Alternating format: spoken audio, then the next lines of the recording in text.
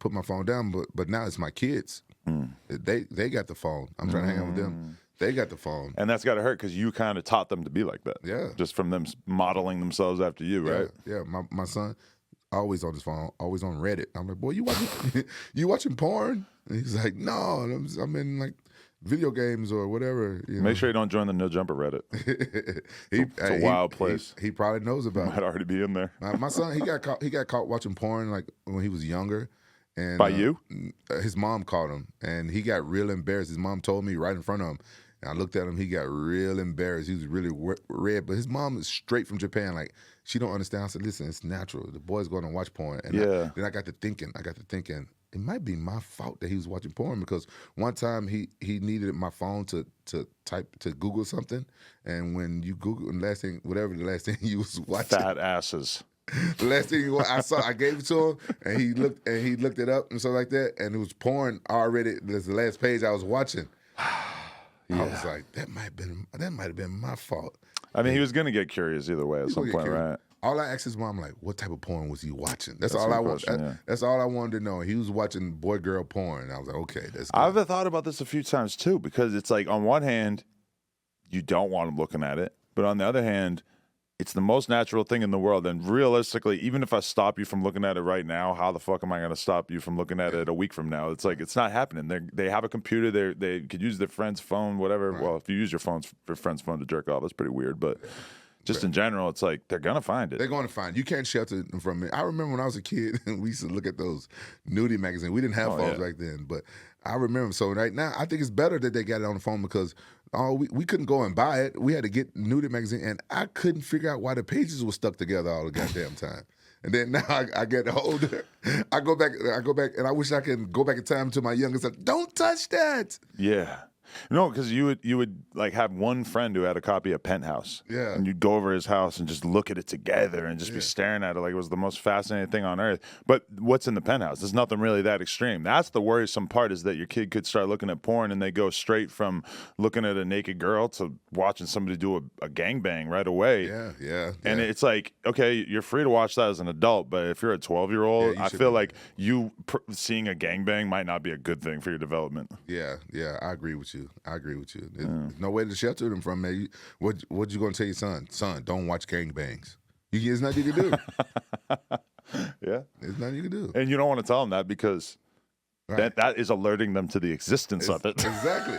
Whatever you tell your kid not to do, think that's what they're going to do. Yeah. Whatever you tell them not to do, they're going to do it. My mom was telling me not to do stuff, but she didn't tell me why. If my mom would have told me, don't be sticking your dick in all these girls because you're going to have some unwanted pregnancies, I probably wouldn't have done it. Yeah. My mom, she taught me about STDs, and I've been good. That always, like, I still remember what she said. She told me, boy, everything that look good to you ain't good for you. My mom's real country, and that made sense to me. So a lot of times I've turned down a lot of advances from chicks over the years, because I'm like, I just be wary, and so far I've been good, and but she told me not to have sex, but she didn't tell me why. So I've been fucking since I was young.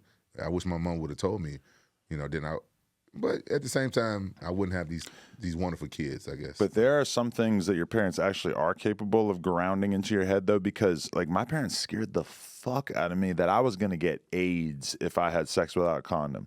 And really, like, probably 90% of the sex I was having for, like, the first 8 years, let's say, of my sexual life was protected. And then at some point, I just started fucking with no condom. But they scared the fuck out of me for a long time there. Yeah. I heard stories. This one girl I was dating, she was like, I have to take a shower with you before we have sex. I'm like, okay, that's cool. I like being clean. She said, yeah, but I got to watch the water fall off your dick. I'm like, why? She said, my mama said, if the water drip off your dick, then you got AIDS. I was like, that's not how it works. The water drips off everybody's dick, right? That's not how it works. I mean, how do you even talk to somebody who has such a poor understanding of like how the world works like that? Like, would you believe in fucking voodoo as well? But remember I told you I was having sex at a young age. So me and this girl, we was probably like 13, 14. So, One of the most shocking things a girl ever said to me was she sucked my dick in a parking lot. and then she rolled down the window and spit the nut out the window. And I go, what the fuck you do that for? She goes, well, I don't want to get herpes in my throat. And I'm like, I don't have herpes. And if I did, you would already have it. Yeah. It's not like swallowing the nut is going to be the thing that gives you it. I know, man. These kids need to smarten up. That's all I'm saying. Yeah. I think they need more sex education on the internet. Yeah, because you know the thing that really scared the shit out of me was when I went to health class when I was in high school and they showed you all the herpes outbreaks and shit. I don't want that. Like, it was terrifying. These dicks had like 15 fucking giant herpes on it. I would have done anything to avoid that as a 17-year-old kid, you know? They showed that? Yeah. I didn't take sex education. I remember that class better than any other class that I ever took the whole time because everybody in the class was sitting there just just like falling down and shit because it was so gross. I want to get it to my youngest kids now. I want them to take that class. I didn't take that class. To be honest, it seems kind of fucked up. It's fucked up. Hey, but I have to actually, do you know about the hard piss though? You know about that trick? Hard piss? No. Okay, so if you ever have unprotected sex or you break your condom, you're supposed to within 20 minutes, go and piss really hard.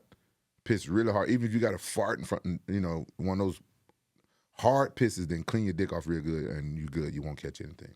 Even if she has something, you won't catch anything. I've had friends over the years who swore that they could take like alcohol wipes and like swab their penis down afterwards, and that would kind of like rescue them from the STDs. I'm not sure, but it's worth a shot. Yeah, but I don't see how they would get the. Yeah, that's right. Yeah, because this hard piss, it cleans out your what you call it, urethra. Yeah. I call it urethra Franklin. I call it my urethra Franklin cord. Yeah. I probably wouldn't know what it was called if it wasn't for Hank Hill on King of the Hill always talking about his narrow urethra. So he was having a hard time getting his girl pregnant because I guess his urethra was so small that the cum couldn't get out. That's bad. I'm pretty sure mine is like normal sized. I think mine's normal size. Yeah. But so I didn't believe it either about the hard piss, right? But I was managed by this guy in England, and he read this book. It was like an old war book. And the general, whoever was over these soldiers, told them when they had sex with hookers, and they didn't have condoms or whatever, to just do the hard pee and clean up real good right after. And so I'm gonna pee no matter what. Yeah, but I could pee a little harder, I guess. Yeah, I push it out. Whenever I get paranoid, a condom break or whatever, I get paranoid and I push it. And he was the type of guy. He used to have sex with a lot of different women, and even his girlfriend was right there, and he would cheat on her all the time, and she was okay with it, whatever. And he said, "Look, actually," she said, "after I learned this, have I given you anything?" She was like, "No, he never brought me anything back before." He said, "But before I learned this, I was bringing her home chlamydia." But he said after he learned this, he wasn't giving nothing. Then so I had to take a test before I fought.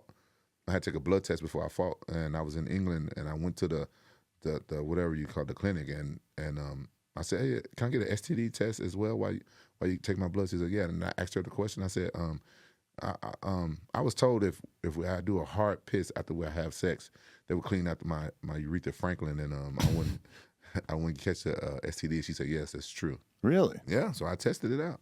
It's supposed to be true. I mean, you got to get whatever's lingering in there out. Yeah. One way or another.